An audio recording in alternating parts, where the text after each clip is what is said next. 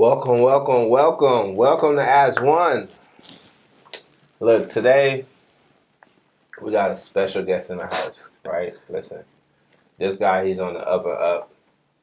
You know, a lot of time these kids nowadays, they love to stay in. I don't know why. Like, go outside, play some soccer. You know what I'm saying? We got a soccer star with us from Liberia. You know what I'm saying? I'm going to let him introduce himself. Welcome to the show. Oh, for sure, man. Yeah. Hey, y'all. My name is Nili Bo. I was born and raised in Banga, Liberia. I moved to the U.S. in 2012. I was recruited through soccer, so I came here through soccer program. Okay. You said where you from? I'm from Banga County. Banga County. Yeah. My man from Banga County, man. Wow. From Banga County all the way to the majors. I know. MLS.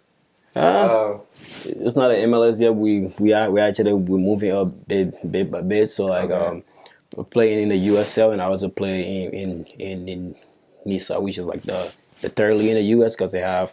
So the US now is trying to catch up on soccer now. Okay. So they have different like system now. So from college you have like the USL 2, which is like amateur for good guys who play in college and then play during the summer to keep that fitness and skill level up to college. Then you have USL League 1, you have Nissan, which is the National Independent Soccer League, and then you have MLS Pro next. So that's a lot of steps. Yeah. So does people ever go from like high school straight to the pros? I mean, so now that's why they're coming up with like the MLS Pro next. So now you're seeing a lot of kids now in high school playing on a professional level. Like, for example, I have one of my teammates last year. Mm-hmm. He's a youngin. He was like 15, 16. His name is Sebastian. Still in high school, but playing on a professional level because of all the process now they got going. So it's easier now for kids to jump from high school to play on the next level.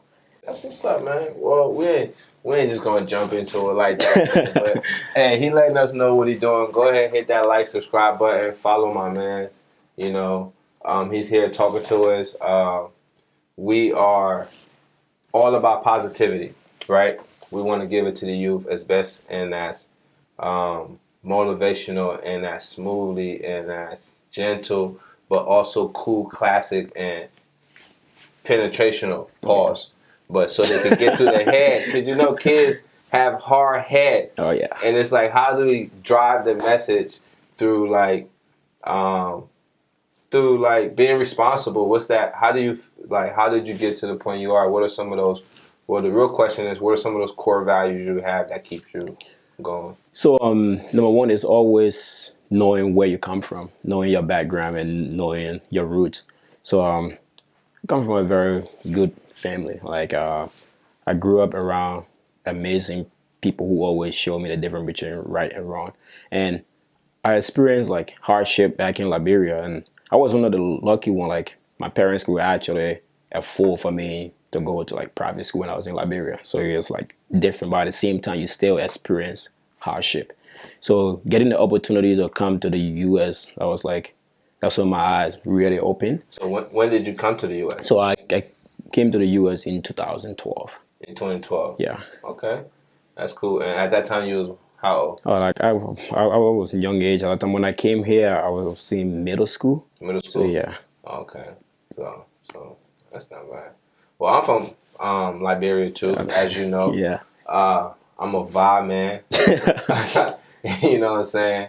Well, I came in America. I know I've been here so long. I came in America probably 96. Wow.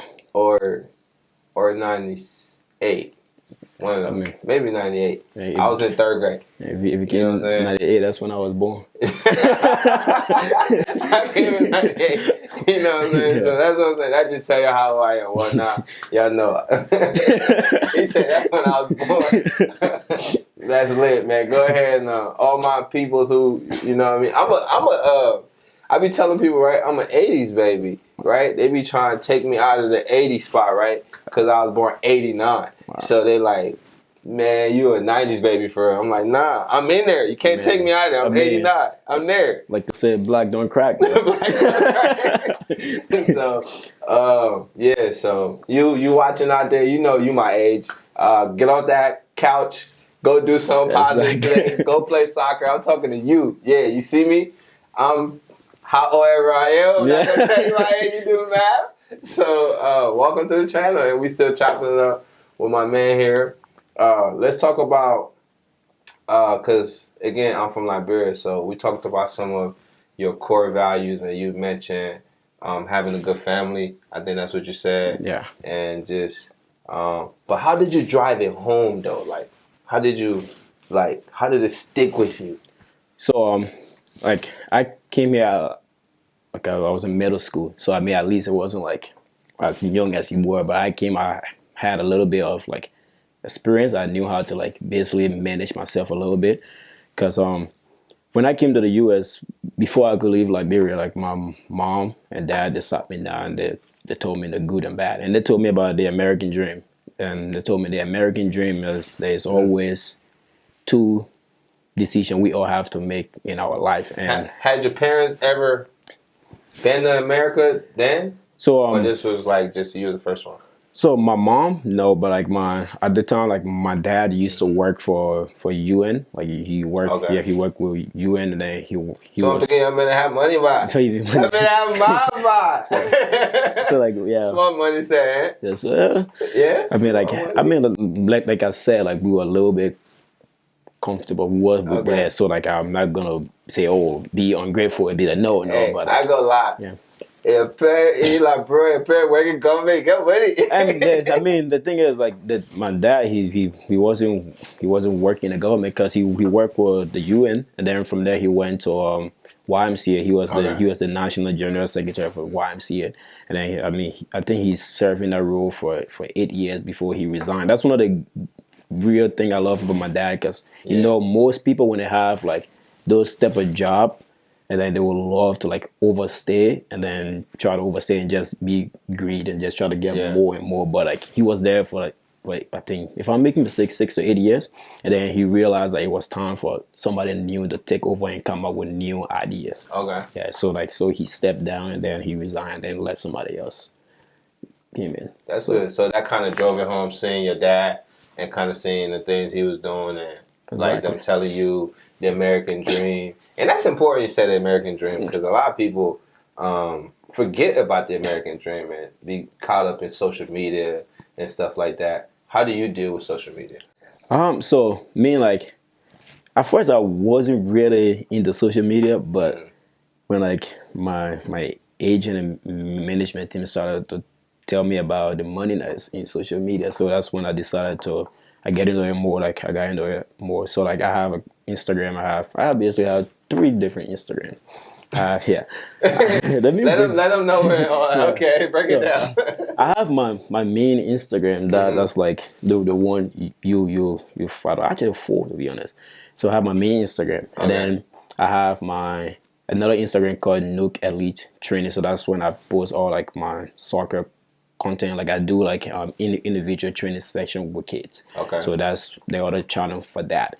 And then I also have my brand. It's called NG Athletics. Okay. So that's another one. And then I have a non-for-profit organization in Liberia called Banga Investment Football Academy. So I have that other account. So it's like full account. Man, give it up, man. Give it up for my man. That's what's up, bro. Hey, I respect it. He's doing big things. We're going to have those accounts here so you can see it and make sure you follow it. Because one thing I woke up this morning and said, right? Yeah. And I wrote it under everything I shared today. That was my link, because you can customize your link in Instagram. By the way, Instagram, that's a great idea. If people take a good advantage of that, it can go a long way. Yeah. But today, I just wrote under all my videos, and to the YouTube link, I wrote, it's free to support. True. You know what I mean? It's free to support. It's free to show love. You know what I'm saying? And I appreciate you coming here on the platform. Oh, for sure. I want to let you know this is always going to be a way and an outlet to get your ideas out and stuff like that. So, like, talking about that, how do you go about, I always thought about this question, right? How do you go about thinking, right? and thinking in like chronologically order. I had to learn that. I remember going on Google and just searching Google. Yeah. And looking at Google screen, not knowing what to search because I didn't understand how to think. The next, if I did search anything, it would have been I probably went to 23 and back and look at Jordans and stuff like that. But I kind of got sick of it. I had to learn like how to think and how to like, you know, make sure I'm spending my time wisely. Yeah. So when you have those free time, when you're not doing stuff, what are some things you want to say to somebody who's a young soccer player, a young entrepreneur, or just a young person looking to be successful? How do you maximize your time? So what I do is like, cause when I first started playing, I was a full-time student and I was playing soccer, so it was kind of hard to balance. Yeah. But at the same time, like I always try to. I'm one of those person who don't have like too many friends. I'm not people who say, "Oh, I got friends." No, like most of the people I know is like that's who have like that mutual respect for one another. Like I don't have to hang out with you every day, and then so like and I would say about 99% of the people I know is through soccer. Okay. And but like I try to connect myself and network myself with people that have experience and people that know something that I don't know, because when you around a bunch of people, if you are the smartest one in that room, that's a problem. Yeah. Yeah, that you're hanging out with the wrong folks. Yeah. So you want to gather yourself with people that actually can enlighten you on things you don't know about. So let's say even from like my college days, I knew myself how to like network with the right people. Like for example, like my professors, like my dean of business, like people like that, like coaches. So I try to build like a step that, let's say, because nowadays the world we're living in now, everything is connection. I don't care how qualified you are, you need to know people somewhere. That's the same thing in like the sport industry, business industry, like and all of that. So it just networking yourself, like learn to trust people, even though it's a hard thing to do nowadays. But let's talk about it. Yeah, let's talk about how hard it is to trust people. But that's one of the things you gotta learn, how to trust. But in order for you to trust people, you gotta trust yourself first. Yeah. And you gotta lead by example. Like my mom always tell me like show me 5 of your friends, I will show you your future. So that's like the type of things you want. You want to like know people that you gather yourself around. So you said, show me 5 of your friends, and I'll show you your future. Yeah. That's so powerful, man. That's a real good message.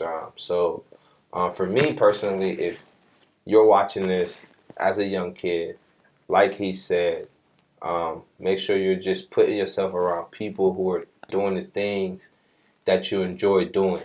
You know the right things, the right people you can benefit for. Don't always hang around those who just want to be around you, or Exactly. it always has to be a means to an end. And I think that's the best way to succeed, you know, in any industry, like you mentioned.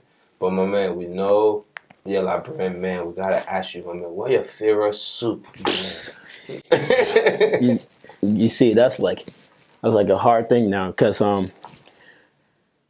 based on like the lifestyle I'm living now, so like you have to like know what you eat, because hear me out.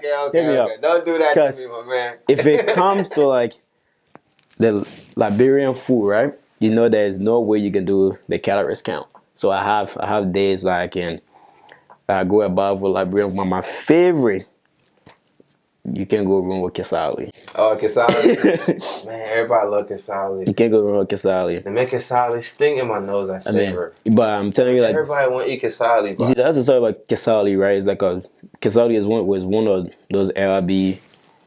I ain't gonna lie, Kesali fire. Oh, it's fire. It's fire. But everybody like it and they can eat it. It just sting in my nose, my man. That's the whole thing. Like I used a lot of palm butter. Oh yeah, palm butter. Now we cooking. Yeah. But that used to be my first choice, and then Kesali used to be my second choice. But you see, that's why sometimes not everyone you can eat from. So like I have palm butter somewhere that just ruined my love for it. Yeah, so that make me now, if I even mention butter. That just get like a flashback bang. And Over. yeah. Oh, okay. For sure, man. Me, my favorite soup. Oh my man, if y'all out there, y'all for me, y'all can cook for the show. You can cook for the show. You know, y'all bring something correct. Beans tabagi. Dry rice and fried fish. I mean, okay. Like you see, that brings some serious dry rice and fried fish. Like you said Liberian soup. You didn't say because I just thought about it because dry rice don't really. Dry rice is like more like a. When people made a dry rice and they made a stew with it. Yeah. And then the fish gravy? on the side, the dry rice gravy that the soup there, or char rice and gravy. Char rice and gravy, we chop that one too. like for me, like I check it. Okay, I check it. Maybe I don't like Gary business. I mean, like that's the same thing. You can actually substitute a Gary and put couscous. I don't like none of that thing there. Man, you missing out. I like Gary, I like couscous. Man. I'm sorry, everybody. I check it out. Yo, I give it to y'all. But me, I let my dry rice. Yeah, like that's like the. I check it fire though. People love I check it.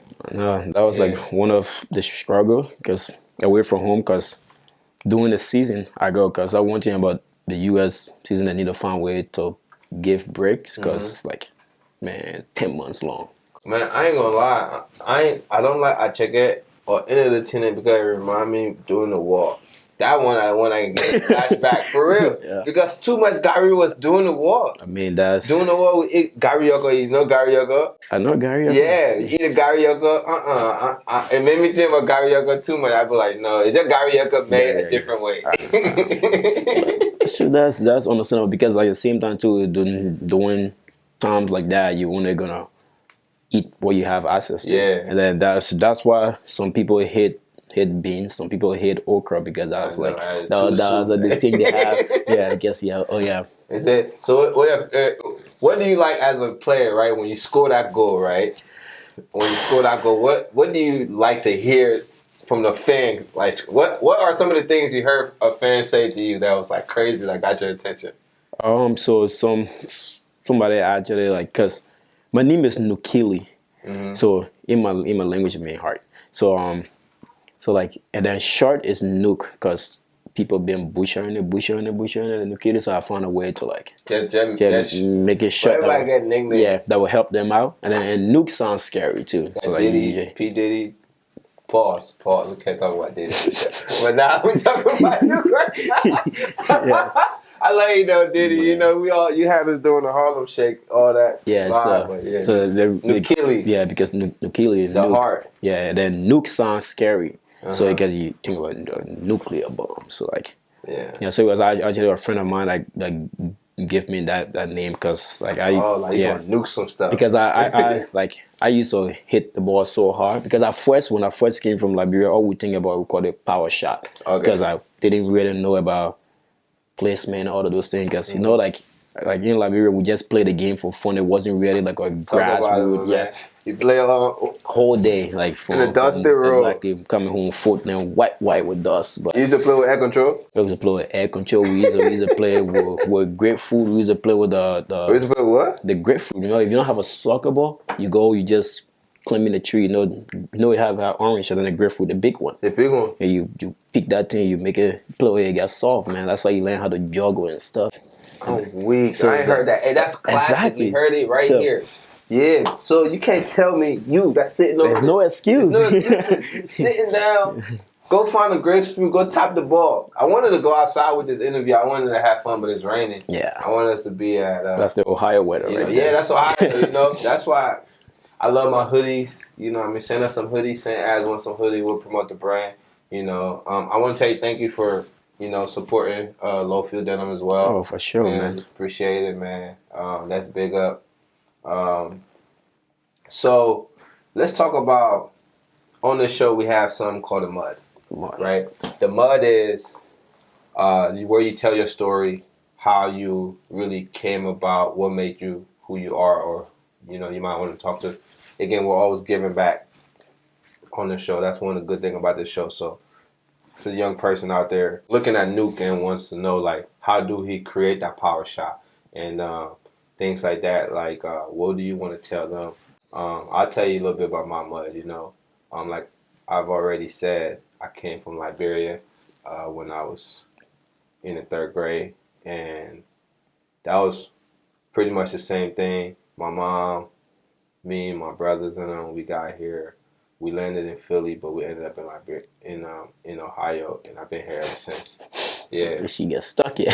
Yeah, got stuck here, bro. Got stuck in Ohio, so now I'm a Buckeye fan. Yeah. So well, it is what it is. I love my Buckeyes, but just coming up from that hardship, like you mentioned, but not only coming up from that hardship, recognizing the wrong things and going towards the right things, and really making sure I had a responsibility because I always had younger siblings. So my goal is to always drive a message to the community as well as the young people to let them know, like, hey, people are watching. You're not here by yourself. There's people who have invested in you, number one. People who believe in you. People who want you to do well. People who you look up to and you can be or surpass them. That's the most important thing because that's why we do it, right? Yep. So that's my mud, and I'm all about the young black man. My bottom line is the young black man because I feel as if we don't have enough platform to tell our story and our hardship and the things we went through. So to really have a platform to give everybody a chance, but especially the young black man as we grow up and we grow. So that's just my mud right there. So what's your mud, man? So I push back a little bit. So from Liberia, we both. So as a young age, I used to play against like growing up men because there was no age different when it comes to the soccer game and stuff. There was no age gap. So if once you're good, you play with your senior men and grabbing them. Right. So I would think I was like about 11 or 12. So we're playing.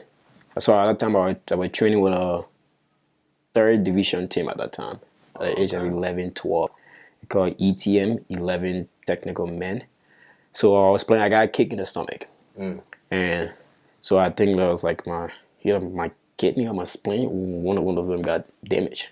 And so in Liberia, so I was lucky enough that was an American doctor were actually visiting the hospital in Liberia. And then when I got there, and because over there, like you have to have the funds before they can even start treating you. Yeah. And then when she saw how I was looking, apparently she saw me and she knew that I needed like to do like a surgery right away. If not, I'm gonna die.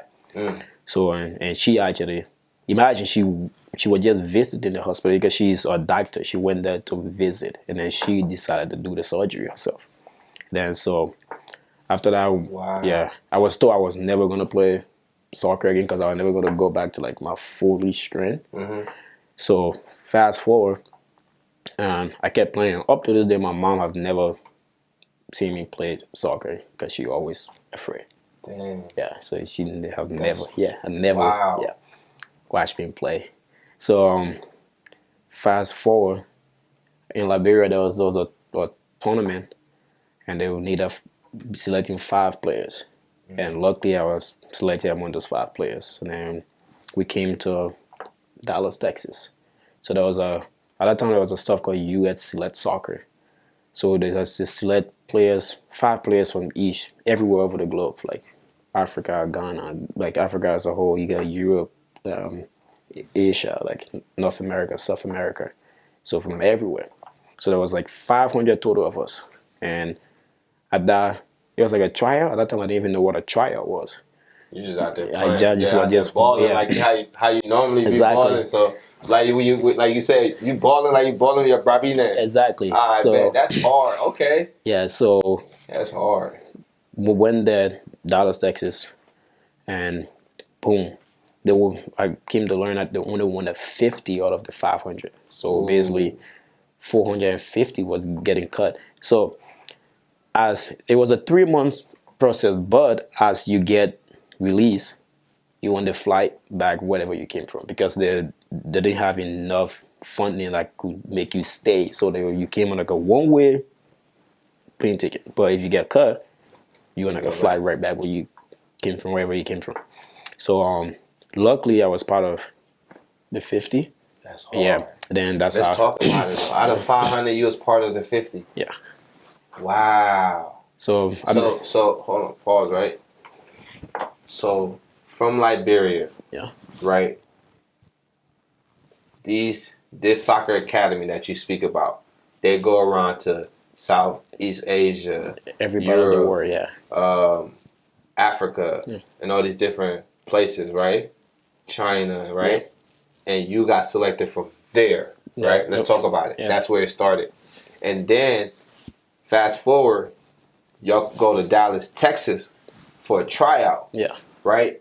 And then at the tryout, you don't even know you had a tryout for. I didn't even know what a trial was. Yeah. So, but you go, it's 500 people, and then you learn that it's a tryout. First of all, and then second of all, you learn that they only want 50 of y'all. What's that? 10%. It's a lot. So, And you get picked. Let's talk about it. Keep going. My bad. I just had to break it down so they know what's happening. So, hey, hit that subscribe button. You know what's up. So because like when I went over there, because there was a guy from France, from Paris. He was one of the coaches at the camp. So apparently he worked with George Weah at my team at Monaco. When George was playing in France, so he knew of George Weah. So when he heard my accent, because when I first came in, fresh off the boat, like accent, Liberian, rocking it, yeah, Sure, Liberian. yeah. So like, but this dude, I mean, he came over to me. He like Josh Weah. I mean, keep in mind he speak French, so that when they come on, Then he could say that we are. George Weah, and then That's hard. and then like he said La Shout Belle. out to George Weah. Yeah. So being a librarian helped you that did. So Let's talk about it. Being a librarian helped me that did. Cyril Kulu speaking. yeah, so he was like, he from Liberia. Say yeah, so he tried to speak English. Imagine there was 5 of us from Liberia, so I was like the only one that got to stay in the U.S. sort of. So and then that's when he you keep dividing too. You know what's hard? Every time you talk, you doing that, right? Yeah. You divided, right? It's hard. Let's talk about it. So he sat us down because imagine you in it was like a dormitory. So I remember like I was with this dude from that Brazil. I think his name was Pablo. Like I lived with that dude for 2 months in Texas. All we said to each other was hi. That's because we couldn't. It's just like that. Hi. Hi. Yeah. In the same room, eating together. We just nod our head together. His thumbs up. Hi. Did you ever watch a movie together? I mean, like, there wasn't. At that time, there was no TV, and I didn't even have any like technology at that time. So I was basically like fresh from Liberia.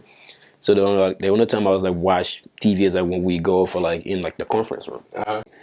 They practice playing. All of that was like cultural shock to me because that was the first time I got to see like football being like broken down.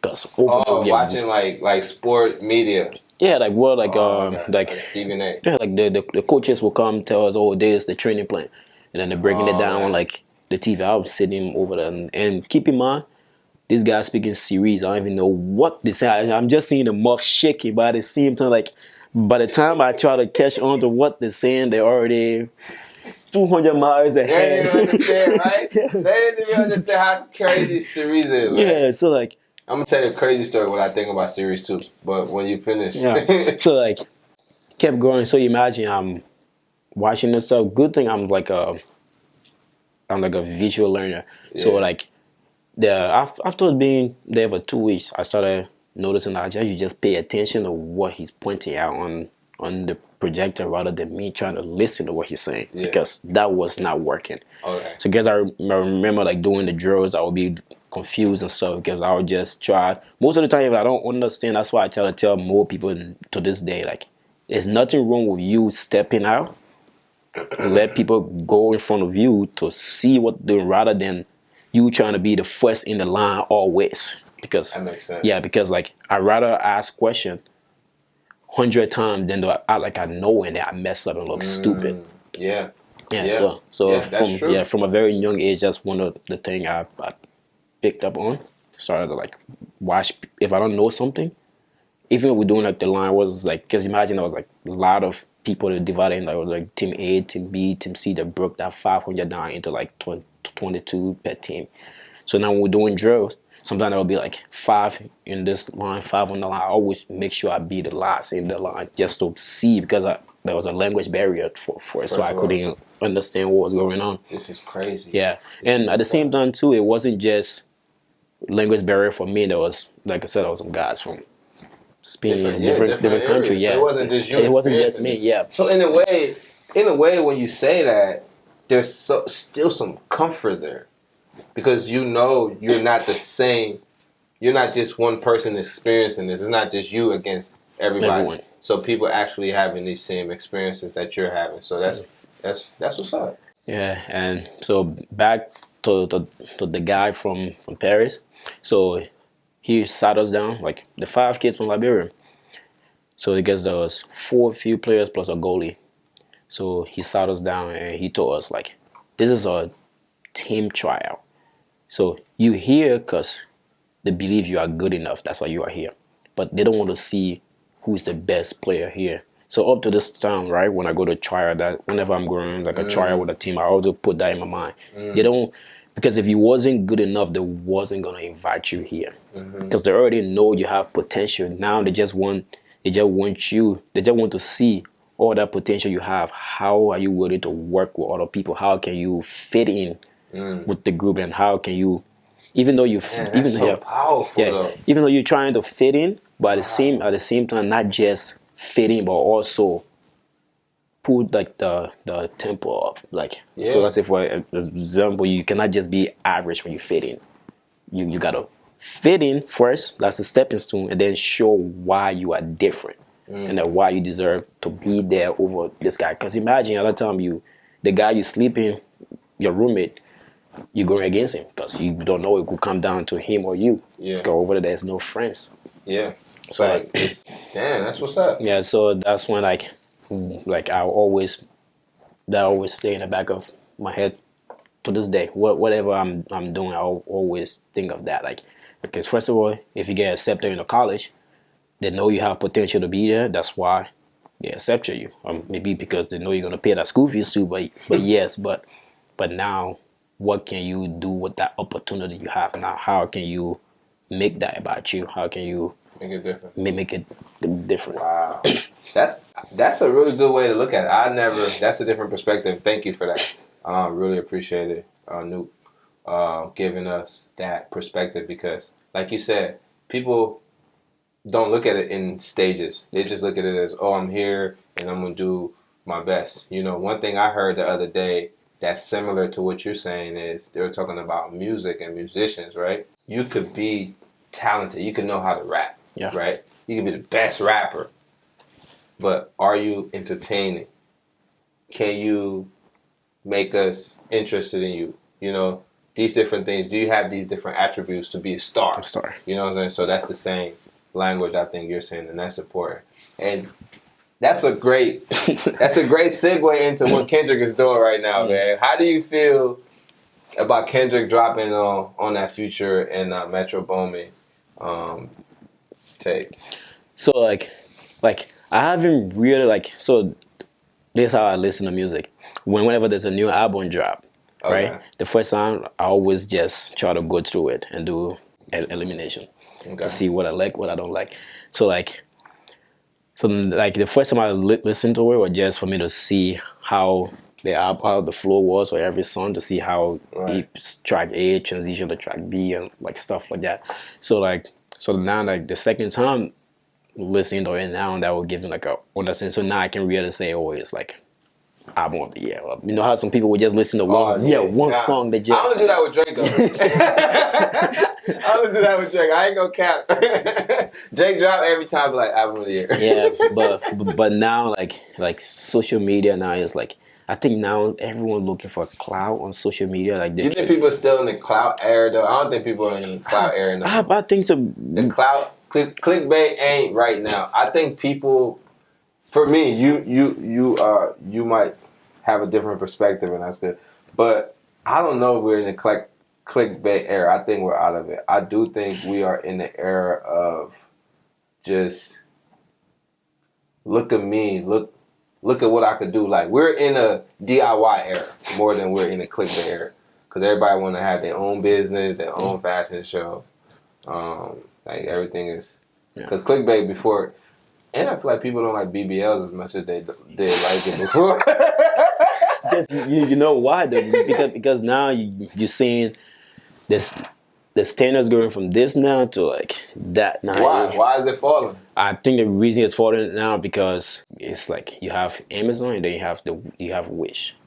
So it's like people got money to go to the best doctor, and some people don't have money to go to the best let's doctor. talk about everybody. I think what he said. He said skinny and petite. That's coming back. So all that BBL, like he said. Yeah, going down here like. That's crazy though. But I just think that's where we at as far as. You're right though. Music. I thought it was cool. I really only say album of the year for Drake. You know. I ain't gonna cap. Yeah. Every time Drake drop, Kodak. You know, that's my favorite rapper. Kodak Black, yeah. Kodak, my favorite. But like, who's your favorite rapper? My favorite song. Yeah. So like, I'm more of like a. I would say J. Cole. J. Cole? Yeah, oh, J. Cole fire. Like, Cole fire. So like I'll go J. Cole, I'll go Kendrick. That's like my two. So you think there's a big three? You think there's a big three? I mean, if you put J. Cole, Kendrick, you add Drake in there, I don't think no one can compete with that. Kendrick saying ain't no big three. But the reason I think the reason Kendrick saying that is because man, like if there was a big three, Drake wasn't gonna leave him out on first person shooter. Imagine Kendrick on that too. Yeah.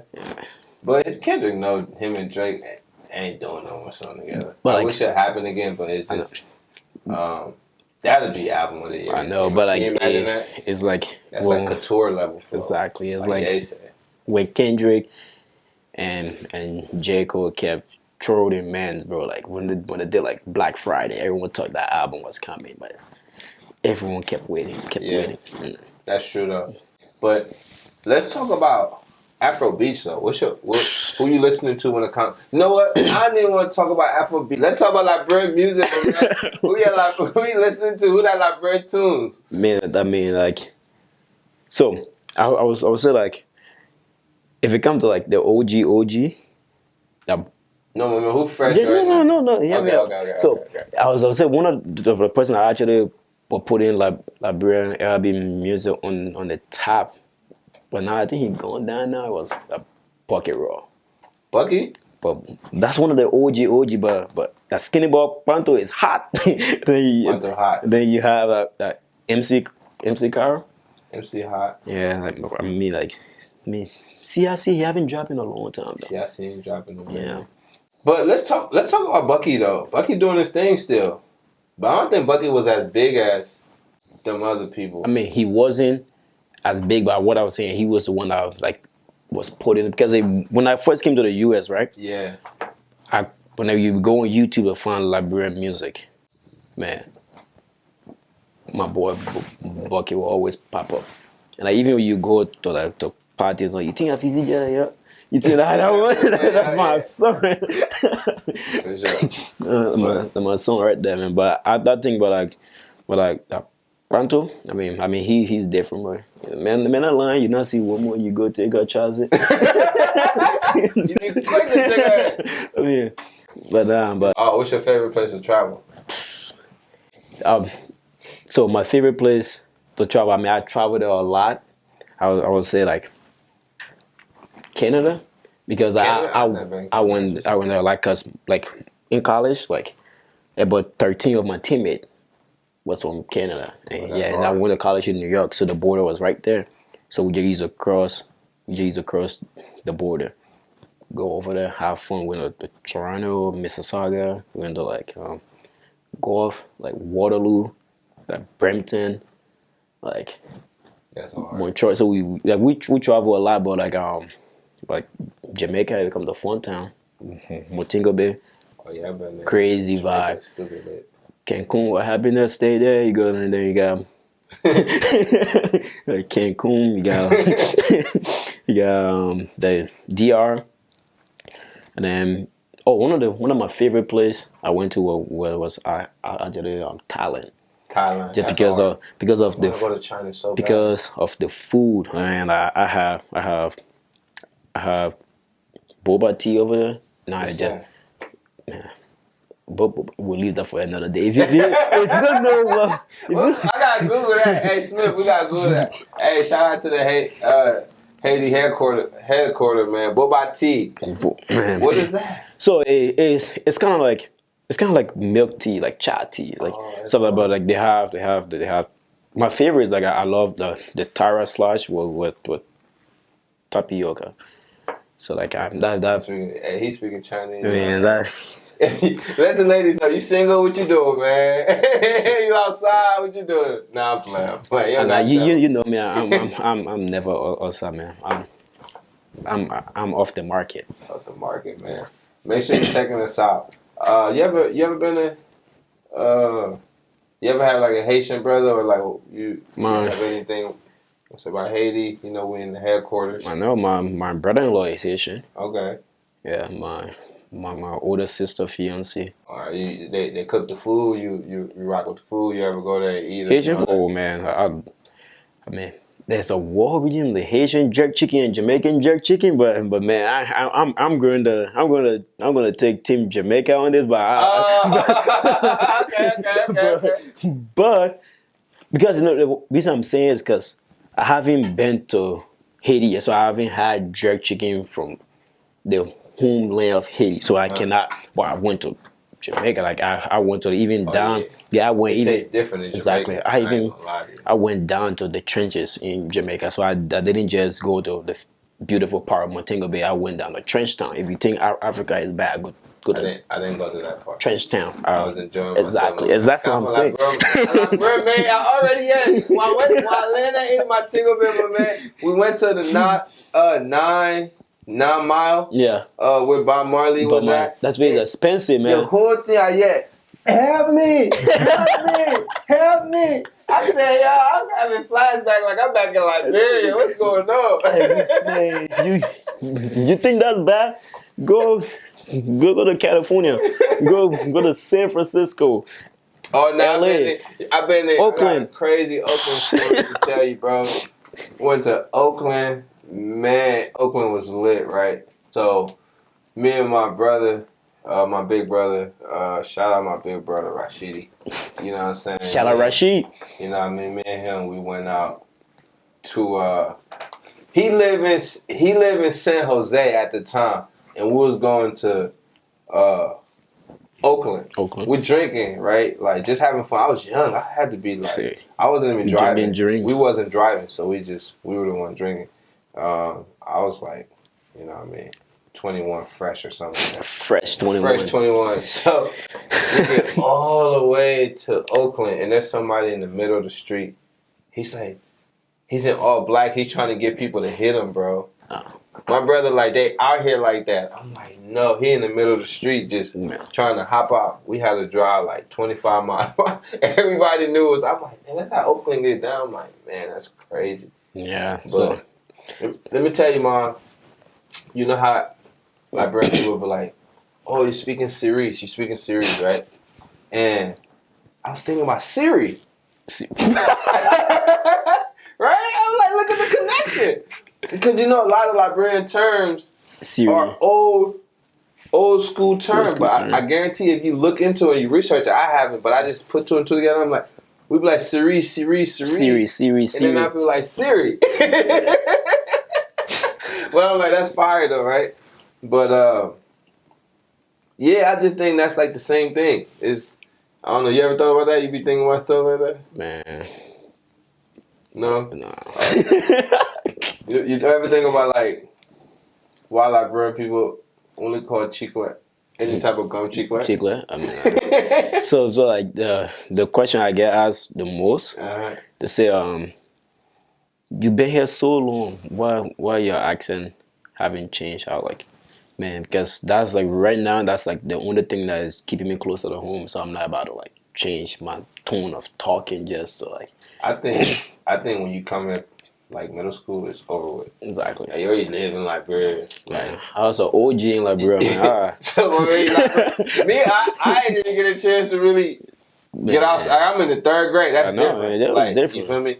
But you was like in middle school, so you already are who you are by middle school. So it's nothing. Man. And me, I could cut my English, my cologne, I can turn it on, turn it off. You know, that's the beauty of it. And that's the closeness of having that connection to America. I know.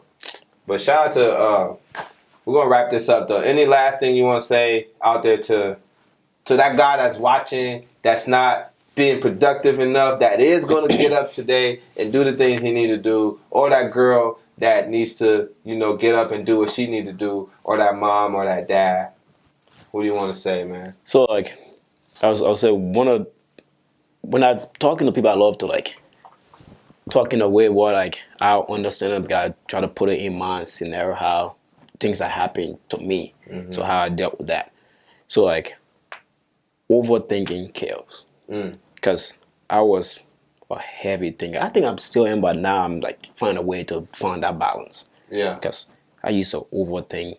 I'm like the type of person like, if I call you 1 or 2 times, you don't answer me, I'm like, oh, the person don't mess with me, and then block. Yeah. Delete. Nah, for real. Yeah. You should be. It's time. Yeah. You gotta be punctual. So like, and then people will be like, oh, like, why you always quick to respond? Like, because that don't mean I'm desperate to talk to you. It just mean that like I give you like the same time you give you text me. The only time you text me your stuff, you don't get me. Either I'm sleeping or I'm playing soccer.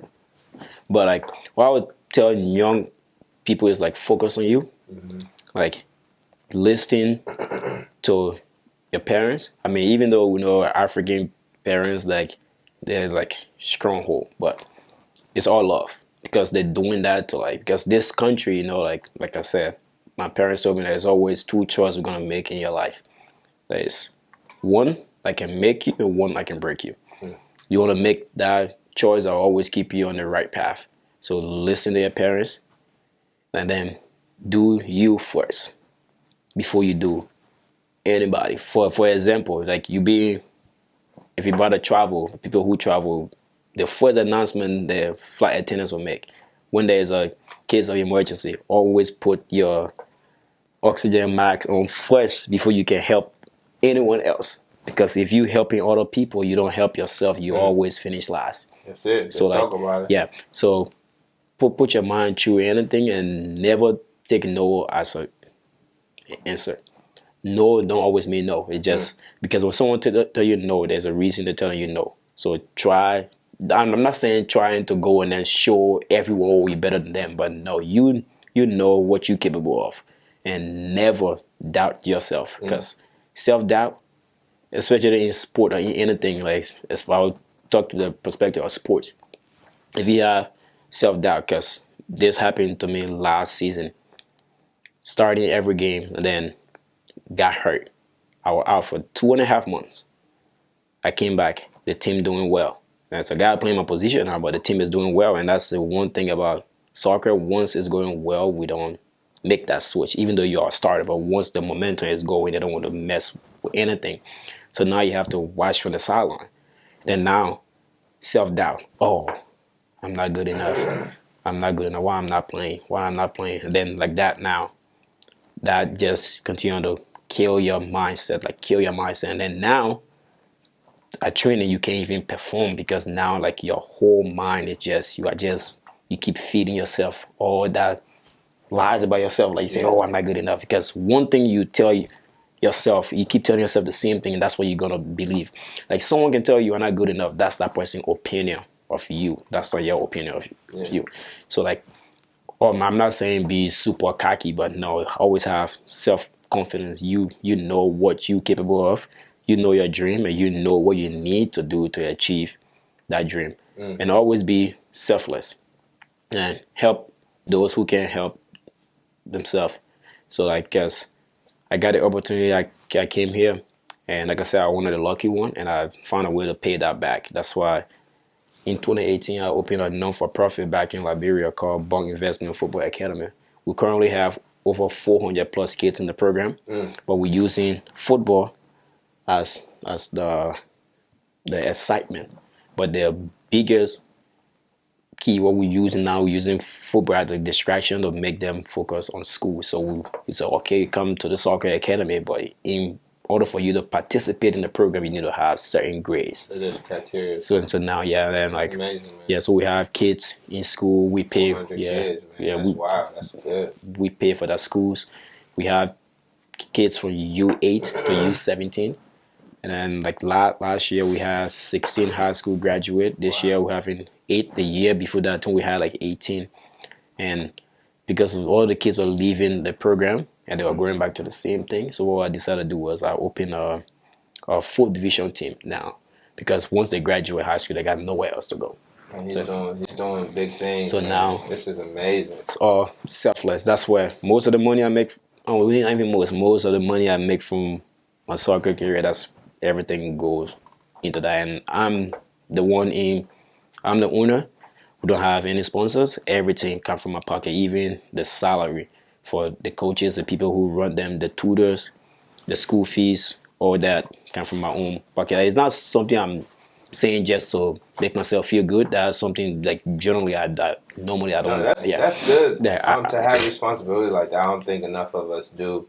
It's important to, have responsibility and be able to know that, hey, I'm doing these things for these reasons. Yeah. Because it's a direct measure, right? You can see exactly what you're doing, and it's very transparent. So, big ups to that. There's no reason why, anyone should feel the type of way, because you're doing these amazing things and giving just over 400 kids is powerful, man. And, you got to support the organization. What's the name so we can put it across here? It's called Bang Investment Football Academy. Bang Investment Football Academy. Yeah, short is BIFA. And funny thing, because, Liberians, we are very big on names. Yeah. So when people saw that there was investment in the name, the first thing that came to mind, we know what we are just narrow-minded people. Most Liberians, we are just narrow-minded. So when they heard investment, they were like, oh, like, you're trying to make money from those kids. Or like, why if you hear the word investment, that's the first thing that comes to your mind is money. Investment is not always got to be about money. It's like, most of us, like, our time is almost, not me, hopefully not, but most of us, like, this generation, like, the future is the youth. Yeah. So, like, if we don't invest in the youth, who are going to take over the country? Who's going to help? Who's going to be the next leaders? I think who's going to be the next leaders. Like, what live in the pyramids, right? Like extraterrestrials and that's who's going to take over. If we don't get on track, right? Exactly. So or AI. Exactly. I mean, like, but extraterrestrial first before AI. Which one would you rather? Like, I don't think AI will survive in Africa, man. You need strong internet.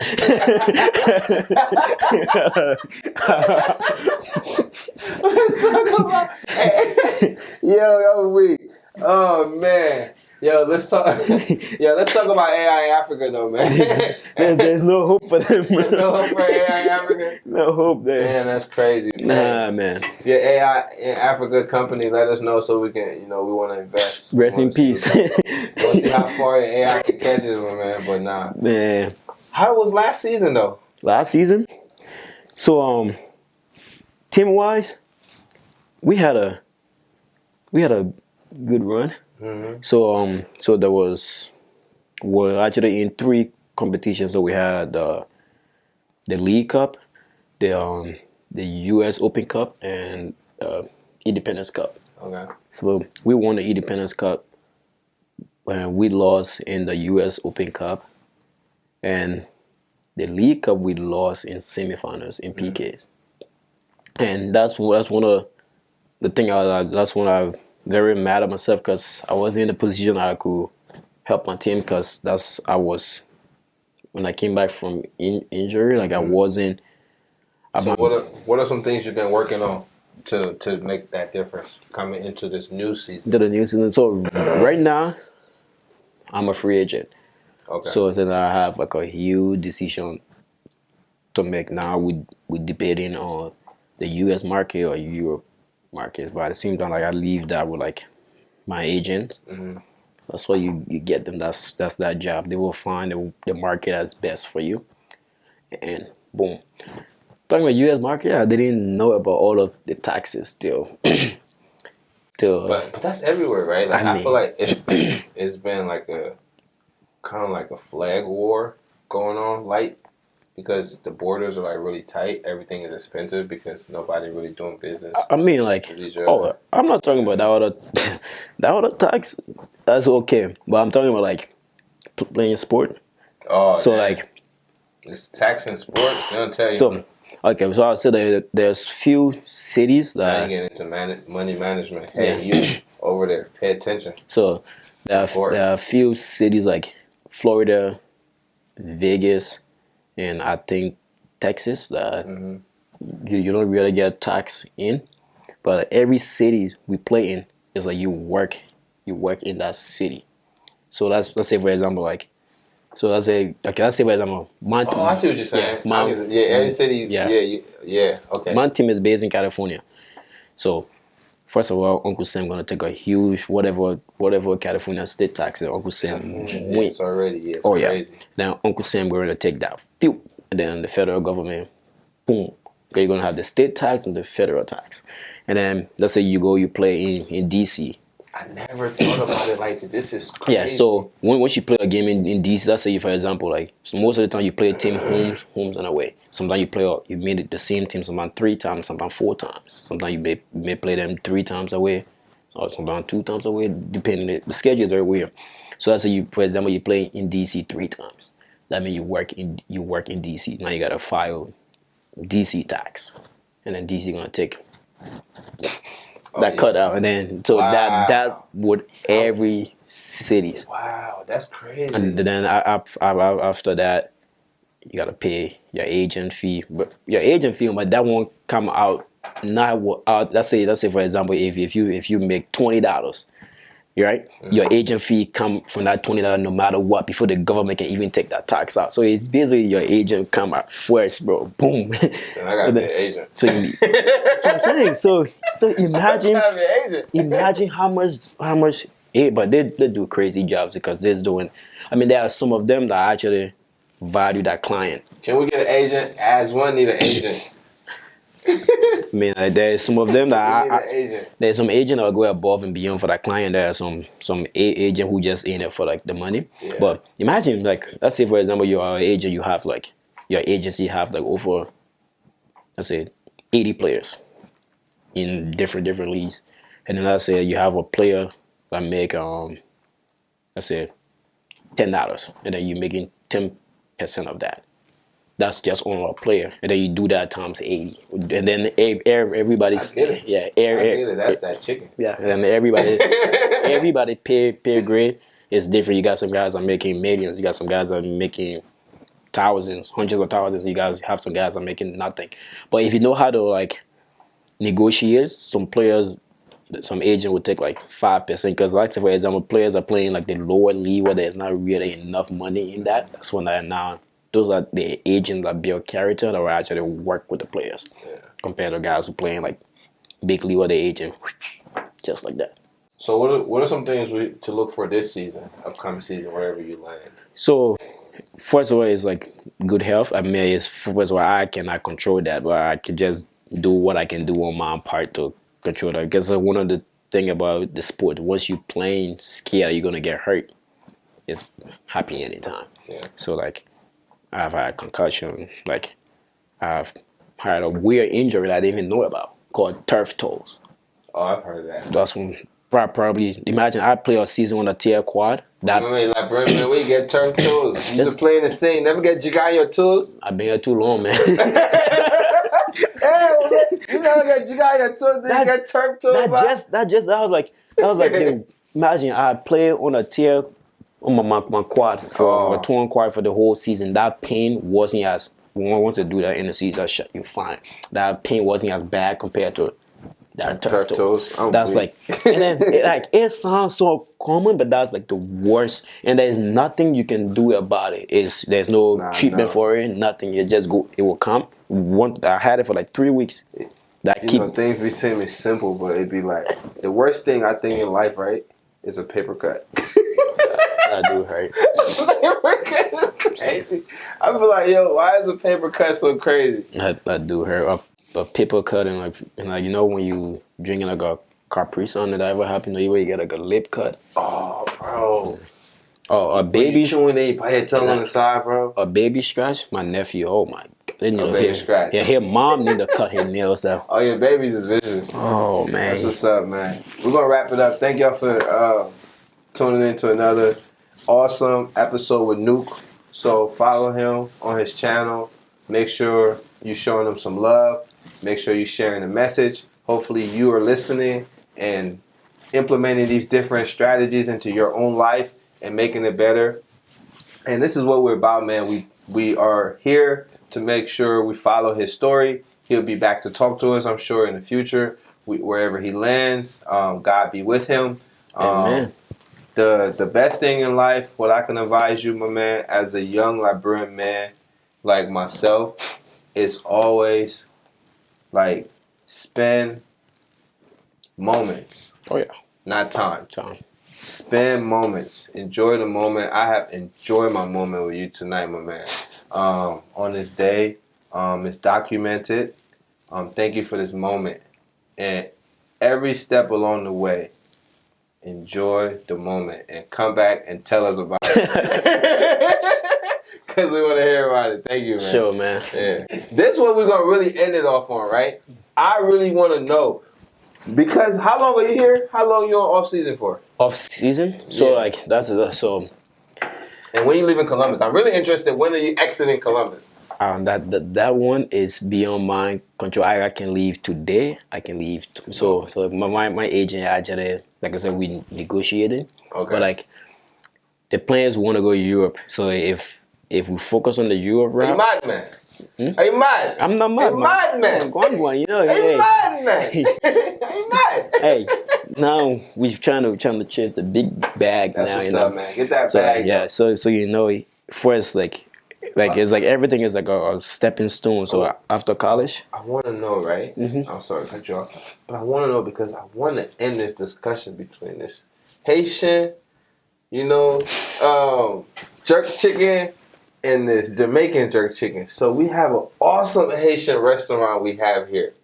I would love us to go and taste the food. Okay, how's your schedule like? And we're not going to Jamaican restaurant, but we're in the Haitian headquarters, and we're gonna make it happen. I don't even know my schedule. Look, I don't even know my schedule, right? I ain't gonna tell you my schedule on camera. We're gonna talk about it off camera. Okay. That's a good thing I don't know my schedule because I don't even want to. But if you want to know my schedule, you can catch me on AS1ONE every time. Just hit that button, hit that subscribe button, go to YouTube, wake up in the morning, brush your teeth. You're like, man, what I gotta do today? I gotta go to AS1ONE. Iris and Nuke is talking. They're talking about some good content. They're talking about men and not like beans. So it may not like beans. What you're cooking in it? Not some beans. No longer. Put in some beans. Put in some beans, man. But anyway, yeah, we want to end that discussion. So that's my, we'll talk about it. But I want to end that discussion. We're in the Haitian you want to end the debate, eh? Yeah, I want to end the debate. Hey, like I said, one thing about me, I'm open-minded because the reason, as I said, I would take like Jamaica jerk chicken because, like I said, I had it when it was like, it's like, it's like me saying, because I called Liberia Casali, the one in RBSF, the real one, the one in here, I call it the fake one because we don't have, I went over there and taste goat meat there and taste goat meat here. It's two different goat meat. Two different goat. Exactly. That's what you just say, hey, I can't survive in Liberia. Exactly. Like two different goat in Liberia. So that's exactly what I'm saying. So you can have you can have Jamaican food here or Haitian food here. You go in Haiti or in Jamaica. Yeah. It's two different, you're right. And you're absolutely right. But we in the Haitian headquarters. We are in the corridors. The corridors and any hidden talents. Oh yeah, of course. And like I used to play the drum in church. Oh, that's Like so like I was actually self-taught. Like funny story. Like so my auntie. So we used to go to church and they had the drum set there. But every time there was one of the members would be doing the regular hand jump. And then so there was the one time my auntie was like, you know what? Go sit down behind the drum. If you mess up, you mess up. But play. It's like a pool. You're chucking in the pool. Imagine that was on Sunday. What like the church growing? She just told me that. And then so you beat which one? What's the drum you beat? She threw me on the jazz drum like the like that with the stick. Yeah. You know you beating the drum like there's the culture. You don't beat the culture drum. I can beat that one is very easy. Okay. But like yeah. And then you probably had the vibe. You had the rhythm. All I remember they could beat drum. It was fun, and then like everybody was surprised. Like, you sure that's your first time? I was like, I'm telling you, that's like my first time doing that, and then that's how I just started doing it, and then I just got good at it. That's amazing. Yeah. You know what? I do want to ask you another question. We'll keep this thing going all day. It's awesome just chatting with you, man, because one of my deepest passion, right, is to research Liberia. I love to research Liberia, right? To the point my brand is about Liberia, and we got AS1ONE and Africa and everybody together as one with Haiti, and America and everybody, right? Yeah. But that's like one of my things. But the more and more I find out about Liberia, the more interesting. And more it gets more and more interesting. But then you just find out it's just like to stand on our own 2 feet. You know what I'm saying? Yeah. And it's people like me, it's people like you, the next generation, who their future was kind of stolen, but it's not an excuse. You need to go back and like you're doing, making a difference and stuff like that. I want to ask you, what's your passion or whatever? But Smith brought up a really good question. How does it feel to travel though? As like somebody who's not like a black man. Like, how does it feel? So you go to all these different places. That's actually a good question. So every time we travel for games, my team. Yeah. So I guess on my team that is like it's me, 2 African, 100%, and then there's one of my other teammates. He's from New Jersey, but he's from Trinidad and Tobago. But his parents are from there, but he was born here, like in New Jersey. Mm-hmm. So he and I are 2 black people, players on the team, and then we had a assistant coach he's from Senegal. So whenever we travel, for some reason, I'm telling you, for some reason, every time we travel for a game, when we fly, every single time, I get a script session. Pause, that week. First, pause. for some reason, then why they on that though? And I actually turn into a joke, or my teammate will actually do a bet, or like what's the odd that Nuke gonna get stopped, and then they will be like, because of you, like they'll be like, and then that's what the TSA agent always say, this the machine was red everywhere. Like too much melanin. It's too much melanin. That's hard. That's what's up though. Yeah. So how do you deal with that? How do you know that? Like I don't care, man. I guess I know I got nothing. Like the more you fight it, you make a scene, and then you just giving it another excuse or force another black guy again. So I just go stand as always. Do your thing. Are you having fun? Go my business. That's what's up. But I mean, those things don't move me. But I remember the worst one I ever experienced was we traveled. It's West Virginia. We traveled. I remember this one. It was actually club soccer. Youth soccer. We traveled for a game in West Virginia. We playing in Charleston, West Virginia. Playing. This is parents, I'm telling you, because that time youth games, you don't really have fans. It's like parents. I'm telling you, our parents threw a banana on the field. I want to take a corner kick. He said, I know you're hungry. Yeah. But I mean, like, Turn up. yeah. But like, you know, those things don't move me. You know what? Did you understand it at that time, Of though? course. At that age you did? I mean, I honestly, like, it was like a monkey, banana, but yeah, but you didn't know. Did you know the deep? I didn't know the deep meaning of it, but you know, I didn't let it like, it's like, bother you. Like my coaches was mad, but I didn't understand why they were mad. You know what I did? Man, I took that banana and ate it. I was like, all right, I'm not gonna cramp up. You took the banana and ate it. Talk about leaning in. Did y'all win that game? Of course. That didn't matter. It turned out. Free potassium right there. It's okay. Oh man, yeah, man. That's another way to deal with it. Throw a banana at me. Because like most of the time, like that's why I always tell people like. Pause. Like I always tell people like some of the kids that like look up to me and stuff. I always tell them like most of the time, like people just pushing you to get a reaction out of you. Because the more you just give deaf ear, that's the more that person will just feel miserable about himself. Like if someone is let's say being mean to you or bullying you or whatever. And first of all, about bullying, man, what we experience in Liberia ain't nothing compared to what here. So that's one of the things. Like well, I try to be,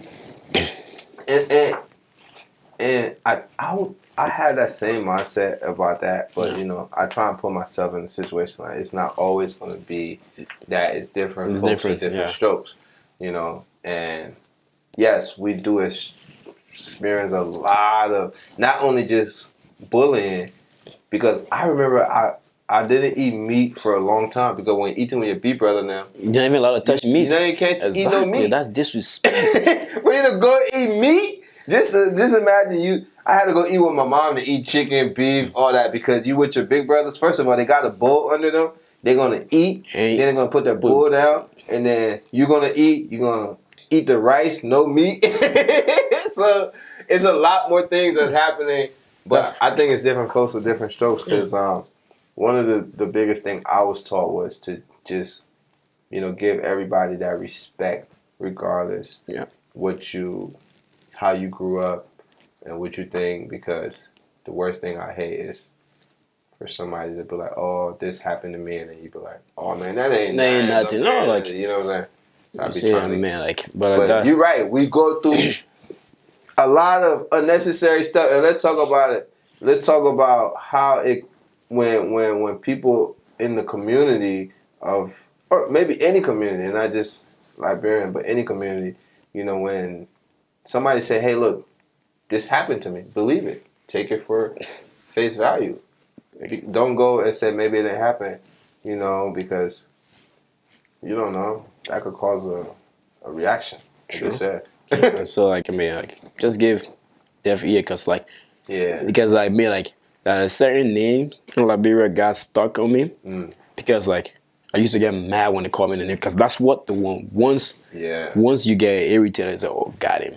Yeah. Then now they're gonna keep doing it, but when they don't phase you, they don't care. Like so like that's why I came here. I had that mindset because like people do change. Like back home, I was a trouble kid. I'm telling you, like trouble kid. Yeah.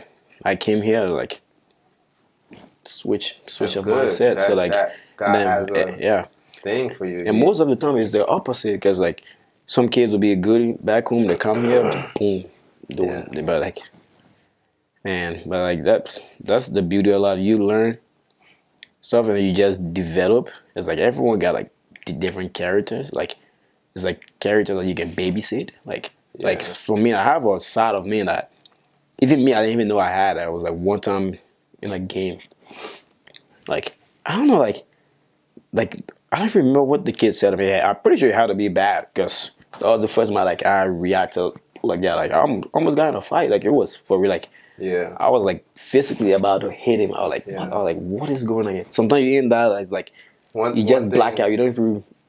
Yeah. One thing you're saying that my mentor told me, he said, if you ever been in Liberia ain't been to the supermarket. You gotta remember, you gotta go to the supermarket with a mindset you're going to get what you want. Oh, yes. Because if you pay attention to the noise, right, you're gonna forget. And that's what life is about. You don't pay attention to the noise. You know, don't pay attention to the noise. Just focus and so that's pretty much what you're saying. Exactly. Tune it out and don't you out there. I'm talking to you. You over there. Welcome to AS1ONE. Don't scare that kid. Make sure you focus every day. So I heard a line in the song. He was like, I'm so sharp. I'm like the dot. Like the red dot. The red dot. I'm the dot. I'm so on point, I'm the dot. Yeah. I'm like, oh wow, how interesting is that? You're not even the laser, you the dot. How on point is that? Yeah, you see, that's not my area. Yeah. I come to rapping. No, yeah, like everyone got an area, man. I know my place. It's soccer. I stayed playing with the. You said what you used to get? That's crazy. Like the grapefruit. Grapefruit we use orange, and then we use like excuse. You know how they have like the rubber trees. Yeah. And when you tap the rubber, we used to call it the Ganga ball. Ganga ball, yeah, that was a Ganga ball, yeah. We used to pile that thing. That's why we really fix our control, because when that thing bounce, it go everywhere. It'll go in this way, ball, so it's like, so if you can control that, that's all of I used to put echo try. I used to put Ganga ball. I used to play with my barefoot. Yeah, oh man, we used to live in my tally. Yeah, my feet. My little sister is a nail tech, but she's afraid of my feet. I'm weak. It's not even that bad, but you trying to show your feet on camera? Nah, I hate feet, bro. Alright. Even my own. But I ain't gonna lie, I got like nice feet for African. Okay. Man. Anyways.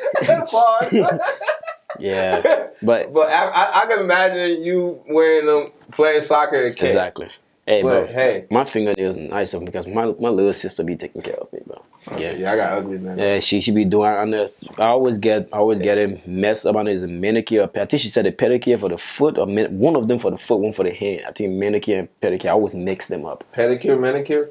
I think so, but no, I'm playing. Yeah, I always mess them up. Let us know what it is in the comments. Yeah. Which one is it? Is it manicure, pedicure? I think that's what it is. Yeah, is it pedicure, manicure? Look, yeah, like what they talk about. Yeah, so because my little sister is one of the best. Tamara gonna be mad at me. Yeah, you know, right? She gonna be like, Iris, how your best friend is this and you? Tamara, come back on the show. Let us know what it is. If it's manicure, pedicure. You got a question, right? Oh, yeah. You want to ask Tamara a question? I can just ask my little sister. Oh, yeah, your little sister. What's her name? Shout out. Shout out to Frances. She's one of the best nail tech in Columbus, Ohio. Frances. Yeah, she have over one of the best nail tech. She have like over 80+ K followers. Can you take care of our nails on the show? You see my nails is terrible. I'm gonna show him. My nails. Terrible. He laughed at my nails on camera. That's tough. His nails is fire. Yeah, I can tell. She fits that stuff. It cannot get dirty. I don't know what she put on it. I think it's waterproof too. Like, sure. That's crazy. What do you think about men painting their nails? I mean, that's that choice, man. Like, I mean, it's. You be seeing like a bunch of people do it. It's like a swag thing. Yeah, like I have one of my teammates. He pinned his black. All black. Yeah, I mean, like you see, like I don't like asking people uncomfortable questions, so I want to ask you, why you always paint your nails? And then maybe I don't want to know the answer. Maybe I don't want. So that's why I'll be like this. I mean, you don't want to be. You want to you don't want to be around something you don't know either, right? I mean, like I'm the guy that asks a comfortable question. I'll be like, what's in that bag? The stuff about me is like, I'm one of those people who don't really care like what you. That's what my sister they learned the hard way. So like, if you see him, like you will see them mad or something. I'm not the one that just gonna come and be like, oh, what? Are you okay? Are you okay? Nah, bro. Because now she's gonna leave that anger on me. So now I wait. She calms down. Whenever they calm down now, that's when they want you to listen and be like, there we go. But I'm not. I'm the type of, if you want me to know something, you would rather than me just trying to like keep pressing. Oh, what's going on? What's going on? Yeah. I don't know. I think I'm aggressive. You seem like chill. Oh no, that's one thing. But I want to know like what's going on? Nah. Everything okay? You don't want to know. You do. Oh no, like I want to know, but at the same time, like you don't want to be like I'm not obligated to know. Like if you don't want to tell me, that's well, what's going on? Yeah, nothing. Okay, all right. You feel me? I feel you though, because some people like they leave their problem on you. like that Or wait on you. because that's how I am too. Like my sister say I'm emotional. I don't think so, but You emotional? that's what it said. Let's But talk about it. How they say? Why they say you emotional? like they say, I'm very quick to get irritated. If I don't like you, you will know. I guess I'm not the type that I pretend around people. Like I'm a vibe. Like if I'm sitting in a room, you see me quiet, just know I'm uncomfortable. I don't want to be there. What are some things that trigger that?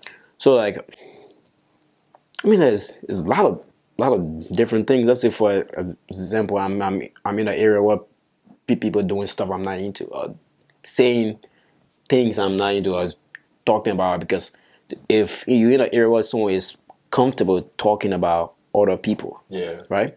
If you leave that table just to go to the bathroom, who do you think the next person they're gonna talk about? The people that talk about before I got there. Or they're gonna be talking about you Because because we all talk about people. that's the whole thing. Trust me. If we talk about people and I leave, you can't talk about me because we talk about people. You're talking about for people, but you leave, right? There's still people at that table. Oh, guess what he got going on in his life? Yeah, exactly. Yeah, man. Yeah, but they just broke the code. There's no code because I'm telling you, because if they can do that to other people, right? Yeah, but it's like me and you, Smith, we're friends. Mm-hmm. We sit here, we talk about people, and I go to the bathroom. Y'all can't talk about me because we talk about people. Okay, that's why I tell people, right? Like especially girls, be like, oh, I told my best friend. Okay, that's your best friend, but you know your best friend got another best friend. No, that's what you think. That's Girl, what. Man, no. There's friends. I feel like no. Then listen, there is friends within friends. So like you and I may be friends, right? But I have another set of friends that you can tell me this, right? I go to the other friend and tell that other friend, and then that other friend group that I have. But you see, if I tell you something confident, if I say, hey, this is confident, I don't want you to tell people how many times I know how to top the ball. Okay, and then you telling me, not you, per se. There's people, yes. Have another best friend. Another best friend. I'll go say, hey, Iris can top that ball. And then they'll say there's the same thing. They stay between us. If you believe that, subscribe right now. Like, if you don't believe that, subscribe. Trust me, I'm telling you, like, we want to know. Like, if you and I say something here, be like, oh, they stay here, right? So you say, okay, I trust you. I'm telling you this, right? I have someone else that I trust that I tell everything to. And then that person got someone else that they trust. So that they can tell. There's no secret. Exactly. It's just a matter of time before that come out and blow back. Really? That's how it is. So that's most of it. Because like you see me, a lot of people like, oh, like. So who do you talk to then? Me. That's one thing about me. Like I said, all my friends, right? We talk, right? Like okay, my close friend group, like 3 people I've been knowing like for a very long time. Josh Toffino, right now he playing soccer in Australia, aka DJ Toffee. He DJ for PNB. He's a soccer player, part-time DJ. Yeah, he work with Boogie with a hoodie, Tory Lane, PNB recipe, PNB Rock. He work with PNB Rock. So now he playing soccer in Australia. Then my other homeboy, Herman. Right now he's still in college. He playing at Santa Clara. He right now in Miami for spring break. But he's from Norway. And then my other boy, Emmanuel Ubafuna, he's Canadian, Nigerian. He's from the Igbo chop. But he right now he playing at Pacific University and then I have my other friends like Asher Browns. He also Canadian and Jamaican. Then I have Eric. Eric, he's from the Cayman Island. And then you met Kelvin. Yeah. Kelvin, I go way back to Liberia, childhood friend. And then Kevin, cool. Yeah, that was a vibe, man. Appreciate your support. No, for sure. Yeah. And then like the kid I was telling you about, the 15-year-old kid that I just met him last year. His name is Sebastian. He's from Vegas, but originally he's from Poland. Okay. Like European. The one that went from high school, he was playing on. He's still in high school. He do homeschool. So like, but last year he was my roommate because at like that age, far away from home, his parents like wanted somebody that can actually monitor him rather than because he put a 15-year-old more grown man in the professional stage. That's how his parents they trusted me. So he was my roommate because they know I'm not into most of the things that other people are like. That's good though, man. Like yeah, I'm a homebody. Like if I don't have practice, I'm asleep. My teammates call me grandpa because I don't like going out. But when I do go out, probably once in a year, that's a holiday right there. movie. I like that. Yeah. He said it's a holiday. Let's talk about it. Yeah. When I do go, when I do go, I go once a year. Your birthday? So sometimes. Okay. Oh, my birthday's coming up next month, April 8th. What you doing for the birthday, man? Oh man, you will see. Okay, you know, he said you'll see. Well, that's what's up, man. It's good chatting with you, man. It's been an amazing conversation. A lot of Jews in these conversations, and man. I just, again, we're here for you. We want you to keep going. It's no limit to what you can do, man. I see bright things in your future. The sky's the limit. Supporting the community, remembering where you're from, and enjoying your moments where you are. That's very important. So, yes, sir. You know, be very encouraged, even in those times of like you spoke about self-doubt or any doubt. Be confident because God don't make mistakes, right? Nope. No. Man, like I always say, He always got that plan for you. And if He wanted to just take you from here and put you there, then you're not going to value it. You're not going to cherish it. So it's always that right, like the Liberia road. That's true. And that's the road we on, man. We're on the road to success. Hit that subscribe button. Let's go. Yes, sir.